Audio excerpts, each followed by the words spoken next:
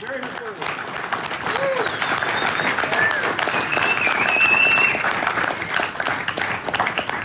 All right, lock the door. Now none of you are getting out of here. All right, I'm going to pay the greatest compliment that I can to Jim Stadum. Right now, if I was to get over the music and punch on a Neil Young song, every one of you would know who that was. Or if I popped on a Willie Nelson song, every one of you would know who that was. To have an identifiable sound that is that clear and that identifiable is everything. Their style is absolutely recognizable. Now, whether you love it or you hate it, it's recognizable. They marched to nobody else's beat.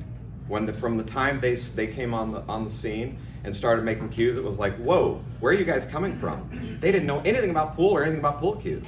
And they came at it from an angle that was so fresh, and they did the most intelligent thing, is they took their through line and have never stopped. That's, I think, the best advice I could give to cue makers, is to find who you are, find what you do, and do that. At the show today, somebody comes up to me and they say, so did your father make cues? And I said, no, I'm the cue maker. Really? Well, I saw a tournament from the Sands back in like '92, and I saw the McWorter logo there it was on the screen the whole time. And I said, yeah, that was me. Really? I said, yeah, I was like 24 years old. I was making cues. And I was doing commentary. That's when me and Pat Fleming became very close friends. I was 25, 26 years old. I had too much to say at that time also. So Pat would, put me in the box, and I did a lot of matches commentating. Now I can tell you this, I have one claim to fame that nobody else has ever had, and they probably won't have, is that I commentated a match with Efren Reyes as my co-host. He's never done that since, and I know he'll never do it again. Of course, I'm just interviewing him through the whole thing, and that's a real claim to fame. And as these matches keep coming about, that's one that'll pop up. The only thing I remember from that match I did with Efren is I told him a joke on the camera. I said, Efren, what do you call a Filipino gymnast? A manila folder. Of course, he had no idea what a manila folder was. And of course, you're live, so on tape, so nobody's laughing. So there was one person that thought it was funny, and that was me. Although I did hear a cackle. So that was good. Now, this is the only thing about doing commentator in these matches is that Pat, always paid the talent. They were always getting paid up there. And I said, Pat, am I going to get paid? He said, no. I said, what? He says, I tell you what. I says, I'll hang your banner. I'll just hang your banner up there in front of the. And I said, well, he said, believe me, 30 years from now, people will still be looking at these tapes, and you'll wish you did.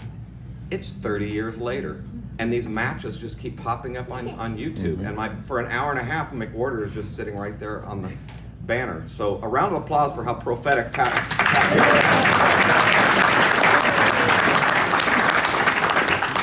A side note, I honestly believe Pat Fleming is one of the most important things that has ever happened to our billiard industry.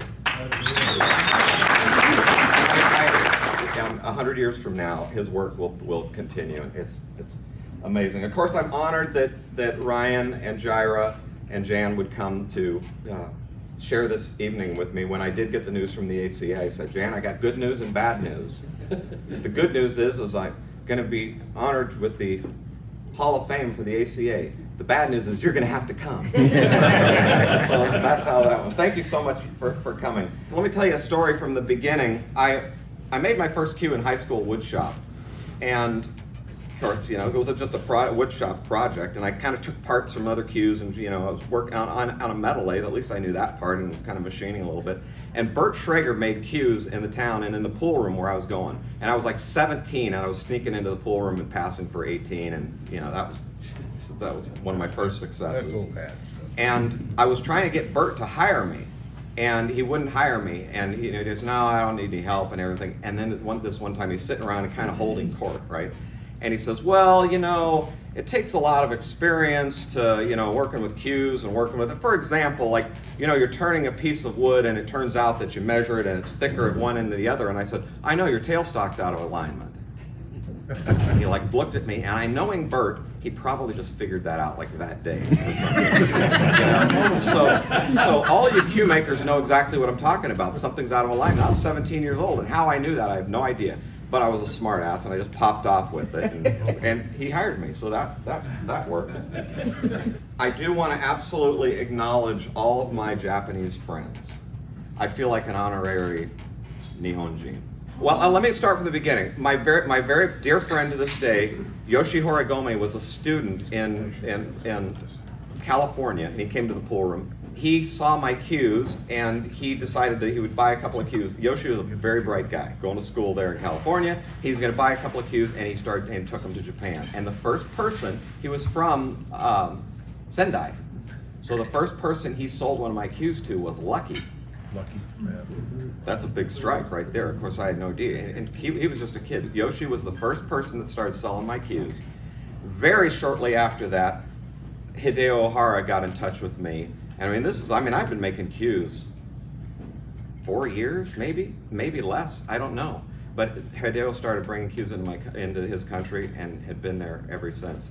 I would like to give a big acknowledgement to my running buddy, Richard Schutte, who couldn't be here because of family conflicts and vacations and things that he just couldn't get out of. I went to Japan with Rick, I think, like 22 times. We went every year.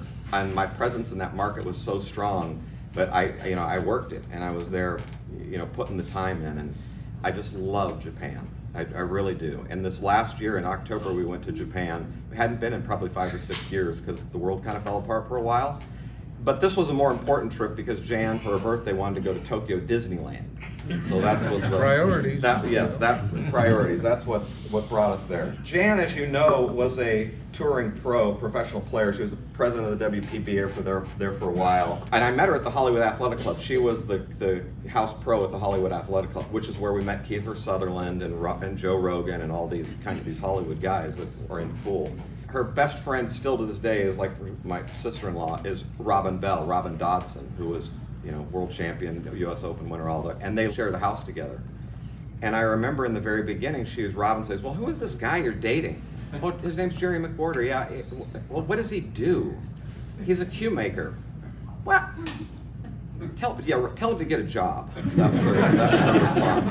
Well, she loves me now, so she didn't think I ever needed to get a job. All right, I'm going to tell you the granddaddy of them all, of Q stories, and I hope I can get through this well. Tom Migliori, who makes parts and is a great machinist and craftsman and cue maker and everything like that, calls me. And he says, or sends me a text, or he calls me and he says, "Hey, listen, I got a friend of mine that just bought one of your cues, and he wants you to take a look at it and see if it's just verify it's your cue." So he sends me a picture of it, and I text him back and say, "Yeah, that's one of my cues." And a little while later after that, he texts me. He says, "Well, my friend would like to get a letter of authenticity for the cue." Now, for those of you that know me, I'll tell you one thing about my business. I'm never late on repairs. I make deliveries right on time. I've never taken anybody's money that I didn't deliver on. My business record is absolutely impeccable. But getting a certificate, now that is a little bit difficult. So of course, I'm trying to be nice, and I say, "Okay, I'll get you the certificate." Water, please. You're supposed to know these things. So I said, "All right, I'll try to get you a certificate." A couple of months go by, and I hadn't done it. So Tom texts me back again. He says, "My buddy still has this cue, and he'd still really like to get a certificate." "Oh, I'm so sorry. I haven't even turned it over to the certificate department." And again, I don't know. I'm playing music. I'm traveling. I'm doing all kinds of things. Another couple of months go by, and I haven't gotten the certificate. I wake up from a dream. And I pop out of bed and I go, "That's Jacob's cue." And I grab my phone and I start looking through it, and I grab this picture and I go, "That's Jacob's cue." So the next morning, I wake up and I say, "Jan, whatever happened to Jacob's cue?" She says, "It just got lost and just could never get it. Nothing ever happened. Could never find it." So I'll give you the backstory. Jan was a professional player. She played with this cue on tour for probably 10 years, okay? Now this is where it's going to get difficult. I might have to do a little shadow boxing or something to get through the story. So she gives the cue to our oldest son, Jacob. He plays with it for another 5 or 6 years or something like that. Well, Jacob passed away from cancer about 9 years ago. All right, shadow boxing. This is how we're gonna get through this. He passes away from cancer about 9 years ago. The only thing that Jan wanted to get back was the cue. Couldn't find the cue. Family, just wicked, just terrible family stuff. The cue totally disappears. And I asked Jan, what happened? Well, the cue got stolen and just disappeared. I wake up from this dream and I realize that's Jacob's cue. And I go back and I find through it, and to my amazement, that was Jacob's cue. So I call Tom back and I say, Tom, your friend, does he still have that cue? He says, I don't know, I'll check it. He gets back to him. Yeah, he still has it, which is really strange because I guess he bought it in a pool room from somebody and got its way to New York. And he still has this cue, and the guy sells cues for a living. And he says, but some reason he just liked it and it didn't sell. So I says, call him, give him his number. So I get a hold of the guy, he's still got the cue. I tell him the whole story, everybody's just, can't believe it. So we get the cue back.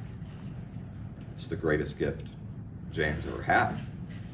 Now, I woke up from a dream to realize that that was Jacob's cue. So,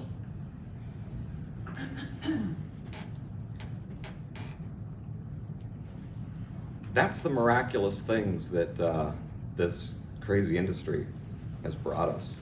I've managed to make a living all of these years and, raise a family and pay for a house. Oftentimes, to brag, I'll show people pictures of my $1 million 1,200 square foot house. Which you can literally buy 10 of anywhere else in the country. Through pool cues.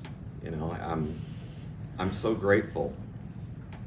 One of my dearest Japanese friends, Kiyoharo, presented me with a magazine clippings from World Billiard Magazine that he had done articles and showed my cues, and this is back in '94. Kiyoharo is just a sweet guy, nice guy, funny guy. Everybody in this room, you guys don't have any idea how much he's donated to your industry and to your business. Yeah.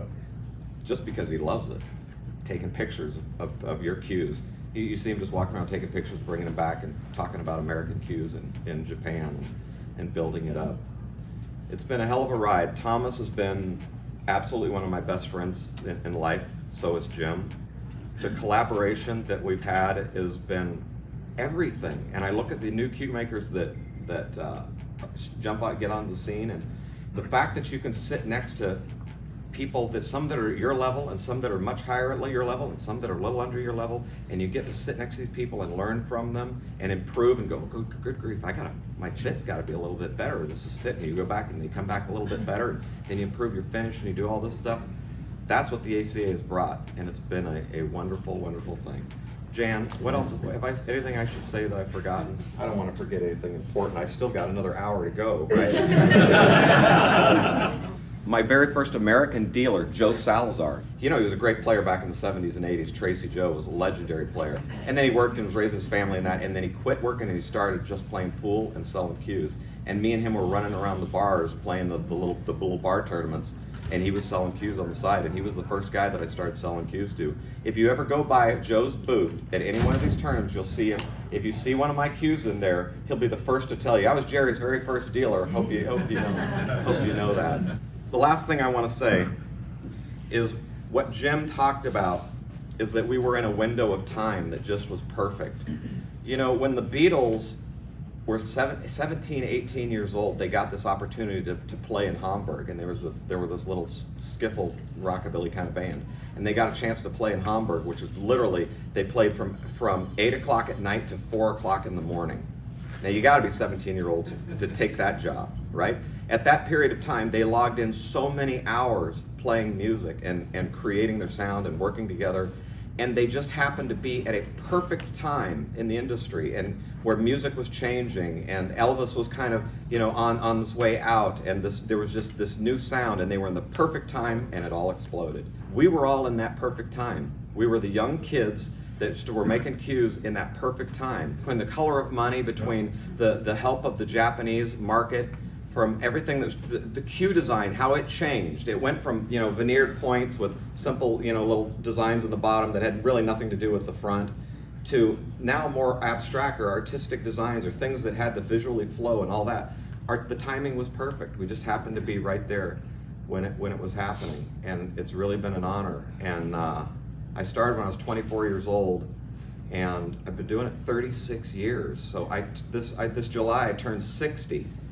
And I know many of you are going to say I don't look a day over 59, and I appreciate that, because it's been a lot of hard work, and I cannot be more grateful. Thank you guys very, very much.